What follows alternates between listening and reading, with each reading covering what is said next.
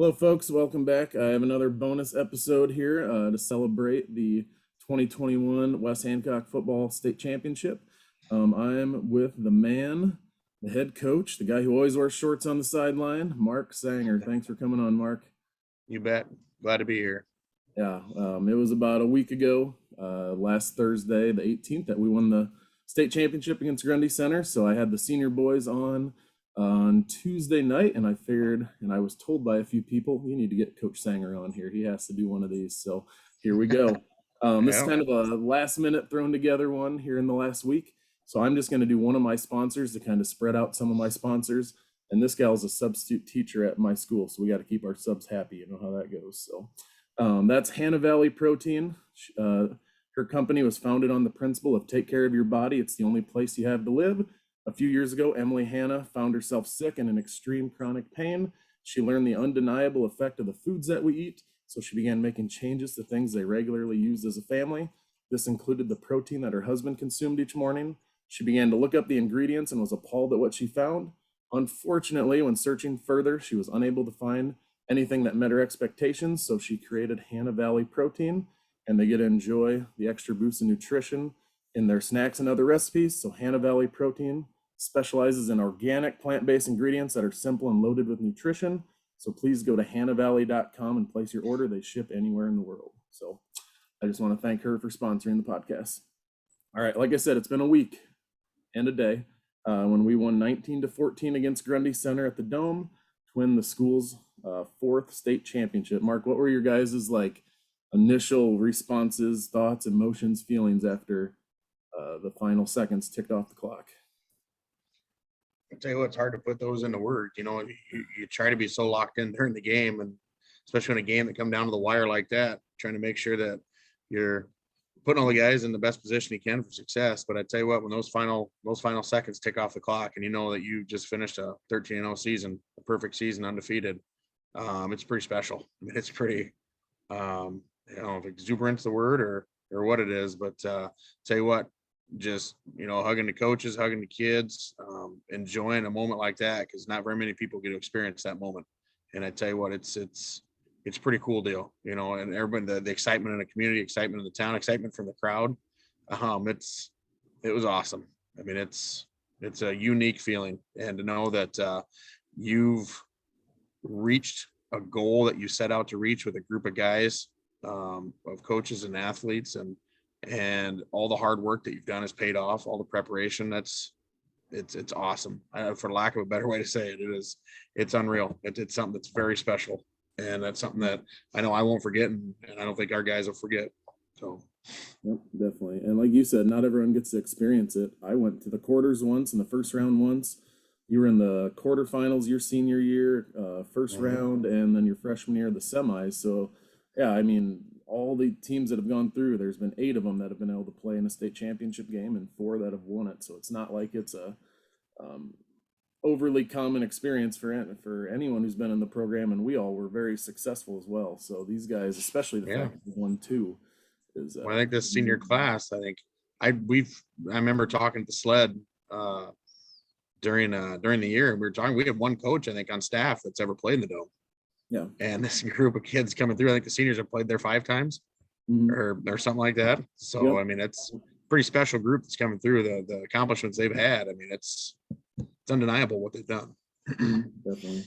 What about the locker room? You guys got back in the locker room after the game. What was the celebration like? Well, like I said, there's so many things I'm supposed to do at the end of there. I mean, I'm trying to get things back there, and then the media guy comes and gets you. So I didn't get back to the locker room for quite a while, but it's our whole crowd, a bunch of the parents and all the student body are coming around the back side, just outside the doors of the locker room. And our guys hung out there quite a while, just kind of like they do at our home games, hang outside that north locker room. And they're kind of, I don't know, they're all out kissing babies and signing autographs and all that sort of stuff. I don't know what all goes on out there. I don't usually spend much time out there, but I know there was a lot of excitement. Our guys are out there and hanging with their friends and yucking it up, if you will. But all in all, it's just a feeling of relief, a feeling of excitement, a feeling of accomplishment, and just there's nothing better than a locker room after a win with your buddies. And I think our guys take that to take that to heart, because I know they were excited, but it's hard to put into words about what that feeling is. I like the sense of relief part because, like, when I talked to the senior boys the other night, I was talking about the HMS game, and they gave HMS their trophy, and then said we're going to the dome, and the guys kind of high fived each other real quick, and then they just jogged off the field. I mean, that they were just business like all season long. So to finally have that last W in the win column has to be a huge sense of relief, like we accomplished what we were Yeah, set out to accomplish. absolutely. And it is a tremendous amount of work these guys do. We're up at least 2 days a week, 6 a.m. in the morning. They come in for weights, and we go walk through stuff, and then we got a pretty good schedule, pretty down pat of what we do. And then they're working till 5:30 every night at practice. And for some of those guys, it's a wear and tear on the body as well. They do a good job of taking care of their body, but I think that second HMS game you talked about as well. You beat a good team once, and then you got to play them again in the playoffs and to go to the dome. I mean, that's a huge win for us. And our guys, I know as a coaching staff, we were, that was a nerve-wracking game, because we knew they were very talented, knew what they were capable of, and that was a big one for us to get in our belt and get back to the Unidome. And our guys, like you said, they were very businesslike all the way through every game. They knew what their end goal was. They knew what they wanted to do. And, unfortunately, only one team can end with that end goal. And it was us this year. And are very proud of our guys. They're very deserving. They earned everything they got. And I tell you what, it's just awesome to be a part of. Yep. So the Grundy game, we're down 7-0 right away. They march down, I think it was like 70 yards on 13 plays. We come back and score. And then halftime is when we came out of halftime is when we really seemed to do well, get up 19-7, even though they were kind of shutting down some parts of our running game and doing some different things. What was the halftime talk like? Some of the adjustments you guys made. I know that's always been a staple of West Hancock football, where the little changes made at halftime. You guys remember? Yeah, well, we felt good going into halftime. I think, correct me if I'm wrong, I think we were up 13-7 at halftime, correct? Yeah. And what we were doing in our base offense stuff was working. I mean, our guys up front were doing an excellent job. We were getting movement. Our base stuff was working well. Our fullback was pounding them. I think we were wearing them down from what we were doing. Our outside traps obviously worked well. I think Braden Walk had a 20-yard touchdown in the first half, broke his hand on that play, I think, and played the rest of the game. But I think we just felt pretty confident with where we were offensively of what we were able to do. And then we came out second half, and I knew we had a few plays in our back pocket, which I think you witnessed there with Coach Eisman made a great call. I mean, it was perfect timing for that play. And I tell you, that was a huge play in the game for what we did. And, but we were just sticking to the game plan defensively. We just didn't want to give up big play, and we wanted to make them earn it. And we knew number 10 was going to be hard to contain. We knew that he was going to be a handful. But goal was to make him work first half, make him work early in the second half, and hopefully get tired, but not sure he got tired. But we just didn't want to give up big plays and make them earn everything they did. And our defense got stops when they needed to. I mean, you saw that, and we gave up a lot of yards. I mean, in between the 20s. But when it was time to dig in and our guys to turn them away, they did just that. And I tell you, that's tough for a defense. They did an excellent job. I mean, it's, and you get teams that get inside your territory, and to be able to dig deep and find a way to turn an offense like that away from the end zone, it's pretty big for our guys to do. And that's exactly what they did, which was really exciting as a defensive coach to be able to do. So I like the adjustment you guys made going to that 3-3-5. Was the premise of that just kind of keep him in front of you more than anything? Was that kind of well, 2 years ago when we played him, even last year, he killed us with his feet. I mean, even we had great pressure on him, but we couldn't catch him. I made the analogy with some of our other coaches. It was like in the movie Rocky when he's chasing around the chicken.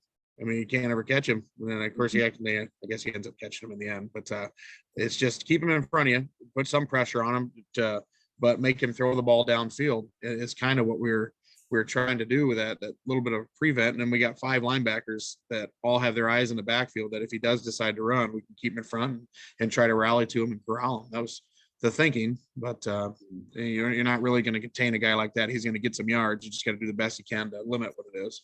Yeah.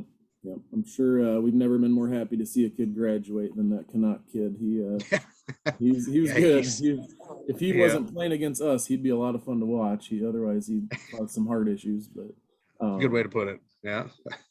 you mentioned Coach Eisman, some of the staff. What can you say about the staff that you work Oh, with? I think our uh, success we have is directly attributed to the coaches that we have. I mean, our group of assistant coaches are unbelievable, and the great thing is, even on the offensive side of the ball, Coach Eisman is our offensive coordinator, does an excellent job with figuring out what teams are trying to do to you defensively and poking and prodding and figuring out where we need to attack. And then you can kind of get that rhythm early in the game. Sometimes it may seem like we're not clicking on all cylinders, and a lot of times it's a chess match. He's trying to figure out what exactly other teams are trying to do, and same thing with it's so valuable for us to have Coach Johnson is an offensive line coach too. He works directly with the offensive line, and they have somebody they can ask questions or he can clarify everything for. So those two guys together with what they're doing is phenomenal. And the play calling by Coach Eisman is very good. Sometimes I got to remind myself just not to talk into the headset as far as when offense comes around, because I feel like I feel like I'm a really good at offensive plays, which is a farce. Sometimes I'm talking to the headphone. I don't need to be talking because I know he's got things rolling in his head of what he wants to look at. And sometimes I just need to cut the chatter out because he's got a plan, and I just need to stick with defense most of the time. But they've done an excellent job. All the coaching staff we have, everybody's got their job and things they need to do, especially on Friday nights. And those two guys are the offensive guys. We don't have anybody talking offense except for Coach Eisman and Coach Johnson. They do an excellent job working together, and I think that's shown here in the last couple of years what our offense has been able to do. Mhm.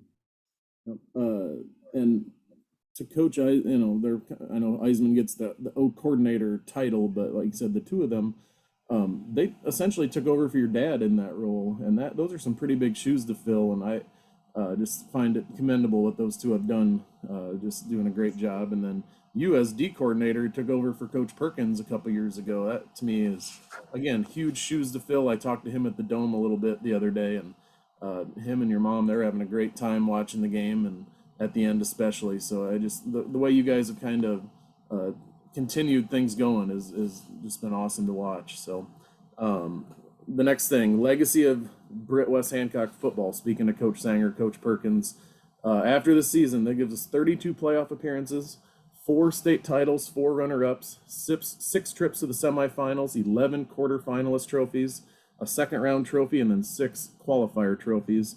And to add on to that, 30 conference and district titles. Uh, all the staff but one guy are Britt West Hancock alum. What does this tradition and legacy mean to you, your brothers, your mom, the other coaches? Just delve into the tradition of our football program a little bit. Well, I think it means a lot. I mean, I'll go personally, at our family. I mean, it's at that part, it's hard to, it's hard to separate um, growing up and the football program, if you know what I mean. They're so, I mean, that's kind of what every fall, that's what we were doing. That was probably the mainstay in our household, if you know what I mean. Me and my brothers and my mom and dad was football season was football season. We didn't know any different. We thought that was normal for everybody. We thought it Yeah, was supposed to be that important. Everything revolved around a Friday night game, if you will. I mean, it didn't, and I think my brothers would tell you the same thing. I mean, I had brothers that went on to coach. All three of them went on to coach at other places, and I coach as well. And it's what we did.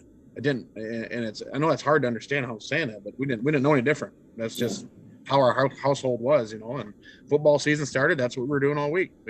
Dad had practice all week. We had a game on Friday, and we were hoping to go as long as we could.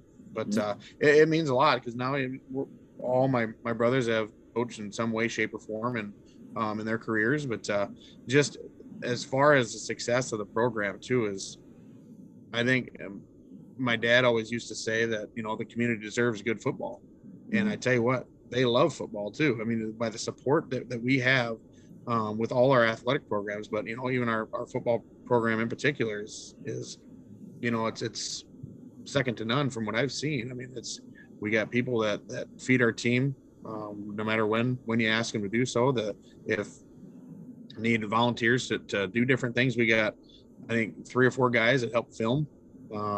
whether it's in the press box, whether it's the end zone camera, whatever it is, but the community really rallies around our football team, and especially when we get in the postseason, it's pretty special around here. The excitement you can feel in the air when you get in the crisp fall nights, I think, and it's great to be a part of. It's been, it's been a part of the community for a long time. We've had very successful football for a long time, and to be able to be with a group of guys like we have right now, it's I don't know how else to explain it. It's awesome. It's a blessing. It's a privilege to coach with the guys that we coach with, and coach the kids that we do. And as far as the assistant coaches go, it means a lot to them. When anybody's come through this program, when you had the blood, sweat, and tears that you have put into the program, they know what they did, how much it meant to them when they played. And, the coaches that are no longer playing but coaching, it means a heck of a lot to them now, because it's pretty intense with some of the competitiveness our coaches have, and what they want to do, the goals that they have. So it's pretty special.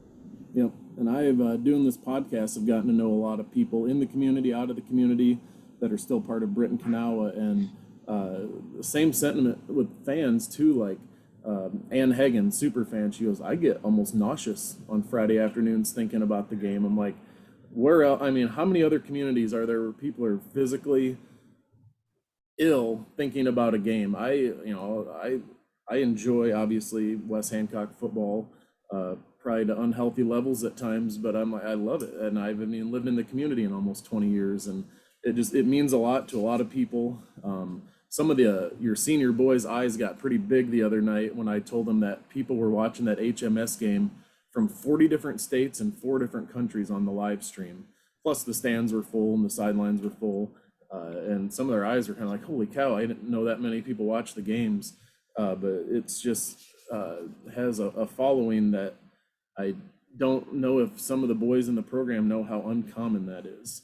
And I've mentioned that to people before. Yeah, it's not to pick on my wife, but she's from part's Fairfield, and she's like, I couldn't tell you if Fairfield won the state championship last year. She goes, it doesn't really mean that much to me. It didn't really mean that much to me back in school. And so she's always teasing me that how much I still care about my high school programs and stuff. But I'm like, it means a lot to a lot of people. So it's just a lot of fun to watch you guys. Your dad rebuilt this football program. Steve Everett was the coach back in the mid-50s to early 60s, and he won a bunch of conference titles. And then there were some tougher years. He came in 68 until 2019. Your dad won 358 games, 3 state championships, 4 runner-ups, 30 playoff appearances. And like I said, you guys have continued that on.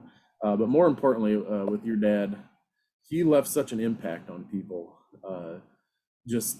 I would have run through a brick wall for that guy. I know thousands of other former players and students and community members would have done the same.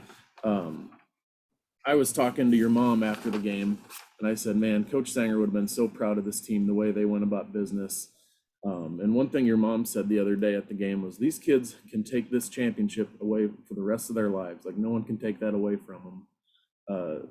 Again, you want to talk about your folks a little bit and your brothers, if you want, of kind of what the program all means to you guys. And like I said, I think your dad would have been super proud of this team, the way they went about things. Oh, I think so too. The fulfilling thing too about this team is, coming into the season, there was what you'd call a lot of question marks as far as who's going to fill in where, who's going to do this, who's going to do that, and one thing my dad always used to hang his hat on was the play up front with our offensive and defensive lines. And we had a lot of question marks coming into the year with that. And I tell you what, I think it spoke for itself at the end of the year of the guys that we had that filled in, those guys up front, man. And that when you talk about a coach being proud of something, I think my dad would have been overjoyed with the effort and the ability of our guys in the trenches, because the way that our offensive line took over games and did the things they did was to a T of how he wanted to play football, and how he wanted to coach football. He had guys that quietly go to work every play and do absolutely everything they can to make everybody else successful on the team. And that's exactly what they did. I mean, if you look at our offensive line, I don't think physically imposing their will is how you would describe them. I don't think you would say they necessarily looked the part of a team that gained almost 4,000 yards on rushing the ball. I think you wouldn't say that at all. But I tell you what, when you go 48 minutes with those guys, and they are absolutely working their tails off every play, and even if they mess up, they come right back at you the next play. And the boy, that's fun to see. And I know Coach Sanger and would have bought it, and that would have been to a T of what exactly he'd love to see, because that's what he did for a lot of years. And this offensive and defensive line, the way they did it, was exactly how he wanted football to be played, and he'd have been very proud of that. And this team in general, as far as how they went about business, as far as they were the lunch pail type of team, that they weren't too worried about the hype. There wasn't much talk. There was just results and work to be done. They did everything we asked them to do as far as practice wise too. It's not just in Friday nights it looked that way. During practice, they did the things they needed to do, and they worked hard, and they adjusted. They communicated with each other, and they did all that stuff. That's the most fulfilling thing, is that sometimes coaches just step back, get out of the way. If they have questions, we're there if you need us, because that's what a lot of it was. And it's just a very, very intelligent group as well, about knowing how to fix things and what to fix, and the time in which to do it. But it was an awesome group to deal with. Yeah, and like you were saying, I talked to Jay and Kevin a lot during the season. Like, we never passed the eye test. If you just compare the team on one side of the field compared to the other before the game, especially those Northwest Iowa teams like South O'Brien, HMS, but even Alta Relay, they were bringing some big dudes, some big Dutch dudes up front. And I'm like, oh man, they about 4 inches on each of our guys and 30, 40 pounds. But it was pretty evident by about the end of the second quarter, start of the second half, that they didn't want a whole lot to do with us after a while. And that goes back to, the way your dad and Coach Perkins ran the program for years and years. Was like, we were just going to be a physically imposing team.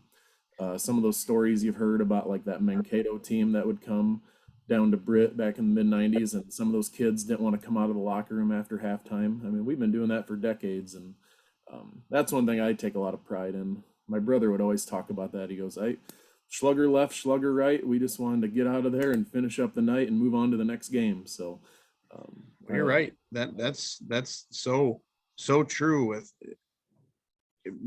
that's what, to me, the how football works. That's the best thing about football. It doesn't matter what you look like. There are a lot of guys that look really good, a lot of guys that pass the eye test, but when you step on that field 48 minutes and it's time to hit each other for 48 minutes, play after play after play. And we've had so many teams that have done that, that have guys that have bought in, that work their tails off, and they want it means something to them, and they want to make sure they leave their mark. They don't want to be ones that have left a sour taste for the team, but they want to do their part. And boy, when you get kids to work hard and it means something to them, it is special. And this group was awesome, because they wanted to do well, and doggone it, look what they did. Yep. And I was going to ask you here in a minute too about next season, because we're always looking to the next year and the next big thing. Yeah. But I do the record book, and every week I update the record book as the next game goes on, as the previous game went. And I'll message people. One day it was your brother Rick, and I say, hey, Matthew Francis just passed you on the leaderboard on this. And he goes, oh, that's awesome. Like, we have former players and community members who all they want is this next group to do better than the previous group, or to do better than they did before. I've been around some places. I've been in 4 school districts, and I've legit seen and heard people be upset that another team did better than their team did 6 years ago, or that their record got broken. And I'm like, I think people here want their records and want their stats to get surpassed and broken, because that means the team is doing well, and we have good players coming up, and we're going to have success and keep loading up that trophy case. So I think that's a big part of it too, is like that community aspect of it. Like we've already talked about, the alumni, former players, the people in the community is just always having these kids' backs and always excited for that next batch and wanting that success to keep coming. Yeah. I hope so. I would hope that the people that were out of high school wouldn't want to keep their high school stats be the best ones. I'd hope they'd be like not rooting against a kid in high school about not breaking their high school records. That's the way it should be. It's, what is it? You have people on shoulders of the people that come before you, trying to push everything forward. And I agree with you. I think we had a lot of people that all they want to do is see the next team have success. There's always that. It's always a healthy argument when you say, well, I think our team was better than your team. That's always a good conversation to have with different teams, because that's healthy conversation. You need to have that competition, but individual statistics. I've been Go ahead. told at Hobo Days many times that I've ruined their Hobo Golf conversations now that there's proof to what actually happened back in the day. But I'm like, Yeah, you can't just throw stats deal out. with Now, it. nobody used to know their stats, and people would say how great they were. Now we can go look it up. Yep. The older we get, the better we were. So, yep. So, looking ahead to 2022, I know we lose a core group of guys, obviously, like we do every year. This group in particular won 2 state championships. I know it's kind of early, but next season you got a lot of good kids coming back. How you feeling Yeah. about 2022? Absolutely, I'm excited for it. It's I'm excited for wrestling season here first, but Of course. as far as kids coming back, absolutely. I mean, we got, man. I could go through all sorts of starters on both sides of the ball that we have coming back, and it's a new group's turn to make their mark on the program. The thing is too is challenge those younger guys, but it all comes down a lot of times to what your leadership's like. You can have the most talent in the world, if people aren't accountable for what they're doing and aren't going to work hard, it doesn't matter. And I think we have a great group of kids coming back that have both that. They have the talent, they have the accountability, and we'll have leadership as well. But that remains to be seen. We'll figure that out next year. We'll see how that coming into camp, how that all shakes out. Because I know a senior class like this with the senior leaders that we had, that some of them I don't think would have had to say a thing. I think it's the fact that they did everything by example. The way they worked, the way they carried themselves, the way they took care of business, not only on the football field, but the practice field, in the classroom, and out in the community. A lot of them were about as have high character as you can ever imagine, and I think a lot of people see that and understand that if they were to do something that they shouldn't be doing, that they're going to be called out by those leaders. And we have a great group coming back, like you said, but it's not all about the stuff that takes place on the football field on Friday night either. It's about some of the stuff takes behind the scenes, and we got some guys I think that they're willing to do it, and we will find out, because that means a lot to the program, the community, and the school. Yep, definitely. And I wanted to shout out Irvin Gomez. He wasn't a team captain. He wasn't one of the marquee guys who gets his name in the paper all the time. But during that podcast I did with him, he was the guy to chime in on certain things where some other guys, the looks they were giving me, like, I'd rather not. They're just such a humble group, and so was Irvin. But man, I really was impressed by that guy, and I loved watching him mix in on the D line with Alex Marks, kind of on the run pass situations. He got after it, and whenever I saw him go in there, I always keyed in on him on the field, and he just really impressed me talking to him right for the podcast. Just kids like that make the program go. So. Yep, Irvin got a great personality as well. Irvin, you talk about on the field, he's our third down guy, a little more of a pass rush guy, but Irvin earned everything he got, all the playing time that he got. He worked every day in practice, and he made a point of it on all our scout team stuff to work, and he wanted to play. And I think the rest is history. He got a lot of playing time with what he did. But yeah, as far as the chiming in and the personality, absolutely. He's got a contagious personality, the guy that you want to be around. So yeah, you appreciate seniors like that. Absolutely. Yep. I just wanted to give him a little shout out. I appreciate guys like him. It takes everybody to be successful, not just the guys that score the touchdowns on Friday nights or whatever. It's all the unseen things. So. Yep. So yeah, now you got wrestling season. You're gonna go have a baby boy, correct? I mean, that's what we're all, just kidding. I don't know what it's gonna be yet. Healthy, right? So yeah, we'll find out. Yep. So yeah, I'm glad you came on here. I didn't want to take up a lot of your time, but a lot of us want to say that we appreciate all that you do for West Hancock and the school and the communities. Again, how you took over for your dad, Coach Perkins. You guys just kept the thing going. There has to be a lot of pressure there, and you guys have handled everything well, and we are just grateful for you guys and all that you guys do for not just West Hancock football, but the school in general, the communities, as friends, as just people that we know. Anything else you want to throw out there? Any acknowledgments that we might have missed, or shout outs to anybody? And I know we're always going to miss somebody. It's impossible to hit everybody, but well, I think the support we've had from the community of people feeding the team. I think First State Bank, First Citizens Bank in Kanawha fed the team and gave a donation of $500 to the team. Farmers Trust and Savings Bank also fed the team. Lifetime Lug Nuts fed our team as well. The Hobo House, the parents organized that for the day of the championship. But we met up there at 7:30 and 8 as a team. And then there's some of the senior parents, the amount of stuff they do. Jolene Lear, the amount of legwork that she went through. Jolene and Corey, that what they've done for the coaching staff and for these guys, but all the coaches' wives, because I know how much time away they have, and just their families for the time they've missed. But and the community, I tell you what, it's just a special place to be here. This school, the football program, just the cities of Britt and Kanawha and the surrounding areas of kids we have, and the main thing I tell you, I want to thank this senior class. It's great. They brought a state championship, an undefeated season. That's awesome. And I can't thank them enough. But for the people that they are, and I'm not. This isn't a cliche. I'm not trying to blow smoke. We've had fun every year. Don't get me wrong. But this group of guys, just how they approach things, taking care of stuff in the classroom, taking care of stuff at school, but coming to practice and working how they worked and doing the things that they did to be successful. And practice, I can legitimately say, was fun every day. Locker room was fun every day. And how they police themselves. But there's no surprise that these guys are successful. It didn't just happen. It's not a coincidence. They were successful because everything they did, and it didn't just happen overnight. This is 4 years in the making, if not longer.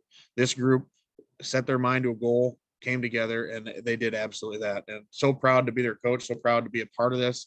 And I just thank everybody that was involved. Definitely. And speaking of those senior boys, I did that podcast with them earlier this week, and I asked people, I said, this is outside of my regular scheduled podcast. So if anyone wants to give to be a quote sponsor, please let me know and please send that. And we had about $600 raised. And a lot of people said, I love those boys. I think they were great. Not just because they won a state championship, but I just think they're good kids. They wanted to give 20, 30, 40, 50 bucks to sponsor that podcast. I just thought that was pretty awesome that people did that based a lot on their character and the type of kids they are. But this podcast is to let people talk and reminisce, tell stories. It's also to help keep the Sanger Legacy Fund going. So I'm going to throw out a challenge to people. If you want to give $20.21, 2021 to help celebrate this 2021 championship team, all that money goes to the Sanger Legacy Fund. Go to sangerstrong.com. You can Venmo me, PayPal me if you message me if you need help with that. I just want to help keep the Sanger Legacy Fund going and help celebrate the successes of the programs that we have. And we have a lot going on in the Sanger Legacy Fund coming up here. So we appreciate every penny given. And once again, Mark, thanks for coming on. Don't want to take up a ton of your time. It's wrestling season. It's going to be time for a dual meet here, whatever, tournament before you know it. So thanks again, Mark, and go Eagles. You bet. Thank you, Dan. I appreciate all you do. Thank you.